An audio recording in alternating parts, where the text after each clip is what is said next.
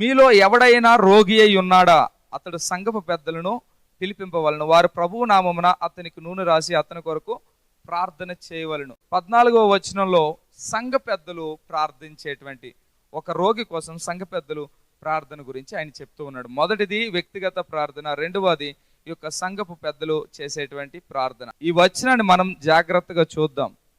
యాకోబు ఎవరితో చెప్తున్నాడు? విశ్వాసులతో చెప్తున్నాడు కదా, కాపరులతో కాదు, సంఘపు పెద్దలతో కాదు. యాక్చువల్లీ ఎవరికి చెప్తున్నాడు? విశ్వాసులకు చెప్తూ ఉన్నాడు. విశ్వాసులకు చెప్తూ ఏమంటున్నాడు? మీలో ఎవడైనా రోగి అయి ఉన్నాడా, అతడు సంఘపు పెద్దలను పిలిపింపవలను. ఎవడు పిలిపించాలి? యాక్చువల్లీ విశ్వాసులు పిలిపించాలి. మనకందరికీ తెలుసు సంఘ పెద్దలు అనేటువంటి పదం ఇక్కడ ప్రెస్బిటరోస్ ఎవరికి సూచిస్తుంది అని అంటే దేవుని సేవకునికి, సంఘంలో ఉన్నటువంటి పరిచారకులకు కాదు. ఇక్కడ మాట్లాడినటువంటి పదం ఎవరికి మాట్లాడబడింది అని అంటే సేవకుల కోసము మాట్లాడబడింది. కాబట్టి పిలిపించాల్సినటువంటి వాడు రోగి, వాడు పిలిపించాలి. యాక్చువల్లీ అసలు ఎందుకు పిలిపిస్తాడు వాడు? ఈ రోగి ఎందుకు పిలిపించాలి? ఏం వాడే వస్తే సరిపోదా? వాడు ఎందుకు పిలిపించాలంటే వాడు లేవలేని పరిస్థితిలో ఉన్నాడు, డెత్ బెడ్ మీద ఉన్నాడని మనకు అర్థమవుతుంది. వాడు రాలేడు కాబట్టి వాడు పిలిపిస్తాడు. వీళ్ళు వెళ్ళడం లేదు కానీ రోగులు పిలుస్తూ ఉన్నారు. ఎవడైతే బహుశా చావడానికి సిద్ధంగా ఉన్నటువంటి వారేమో, బహుశా అక్కడ విశ్వాసులు పిలుస్తూ ఉన్నారు. ఇక్కడ మాట్లాడినటువంటి పదం సంఘపు పెద్దలు కదా. ఏమని మాట్లాడాడు? సంఘపు పెద్దలు, ఒకనికంటే ఎక్కువ. కానీ ఈ రోజుల్లో ఎంతమంది ఉంటున్నారంటే ఒక్కరే ఉంటున్నారు. ఇక్కడ మాట్లాడుతున్నటువంటిది ప్లూరాలిటీ ఆఫ్ ఎల్డర్స్, బహుళ నాయకత్వం గురించి మాట్లాడుతూ ఉన్నాడు. ఆ రోజుల్లో సంఘాలు, ఆది సంఘాల్లో మనం చూస్తాం బహుళ నాయకత్వం ఉంది. పేతురు యోహానులు ఒకే సంఘానికి సేవ చేశారు కాబట్టి ఆ బహుళ నాయకత్వం వారి దగ్గర ఉంది. యాకోబు చెప్తున్నాడు, మీ సంఘములో పెద్దలుగా ఉన్నటువంటి వారిని మీరు పిలిపించండి. అంటే దేవుని సేవకులుగా ఉన్నటువంటి వారిని పిలిపించాలి. ఎందుకు దేవుని సేవకులు అని అంటే వీరు స్వస్థత వరములు కలిగినటువంటి వారని కాదు, వీరు స్వస్థత వరములు కలిగినటువంటి వారని కాదు. కానీ మరి దేనికోసం పిలిపించాలంటే వీళ్ళట సంఘానికి సూచనగా అక్కడికి వెళ్తారు. అంటే they representatives of the church. వాళ్ళు ఏంటంటే చర్చ్ను రిప్రజెంట్ చేస్తారు. అంటే సంఘము పక్షముగా వీరు అతని దగ్గరికి వెళ్తారు.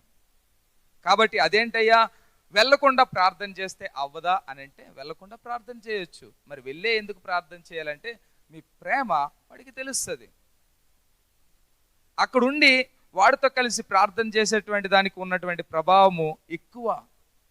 బహుశా ఆ యొక్క రోగి నిరాశలో ఉన్నాడేమో, సేవకులు వెళ్ళి ప్రార్థన చేసినప్పుడు వానికి ఆ ప్రేమ కనబడితే బహుశా వాడు ఓదార్పు నొందుతాడేమో.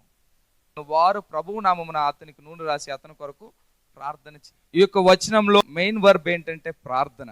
ఇంపార్టెంట్ విషయం ఏంటంటే ప్రార్థన. రోగి దగ్గరికి వెళ్ళేటప్పటికి మనం దేనికోసం ప్రార్థన చేయాల్సినటువంటి వారమై ఉన్నాము అని ఆలోచన చేస్తే వాక్యానుసారమైన కాపరి అనేటువంటి పుస్తకం చదువుతున్నాం. ఆ యొక్క పుస్తకంలో రిచర్డ్ బాక్స్టర్ గారు రోగుల దగ్గరికి వెళ్ళి ప్రార్థన చేసేటువంటి విషయంలో ఆయన ఈ విధంగా చెప్పాడు, మీరు రోగుల దగ్గరికి వెళ్ళి ప్రార్థన చేయండి.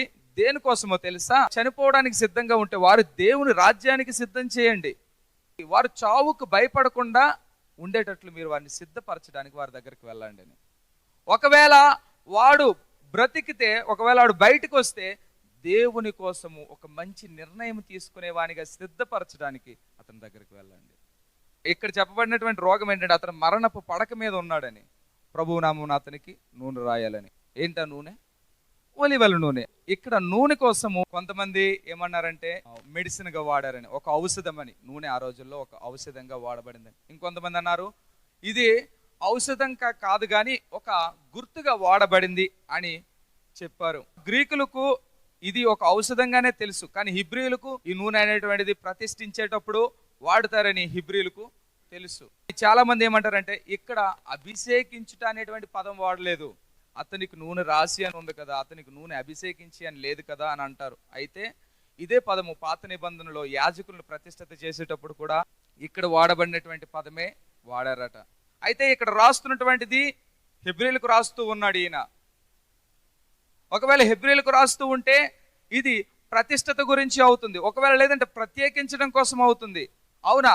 ఈ యొక్క రోగిని దేనికోసం ప్రత్యేకిస్తారు? ఒకవేళ ఆ వ్యక్తిని ప్రతిష్ఠత ఎందుకు చేస్తారు అని అంటే దేవుని కృపకు ప్రత్యేకముగా ఎంచుటకు, దేవుని కృపను వాని మీద ప్రత్యేకముగా ఆహ్వానించుటకు, దేవునికి వీనిని ప్రతిష్ఠత చేయడానికి, అనగా దేవా నీకు కృప వీనికి కావాలి అని వారు ఈయన పక్షముగా ఒక గుర్తుగా దానిని జరిగిస్తారు. ఇంపార్టెన్స్ అనేది దేనికి ఇవ్వాలి అని అంటే మనము ప్రార్థనకి ఇవ్వాలి. మనము ఎంత అనుకున్నా సరే మన ముందు మరణ పడక మీద ఉన్నటువంటి రోగులు లేరు.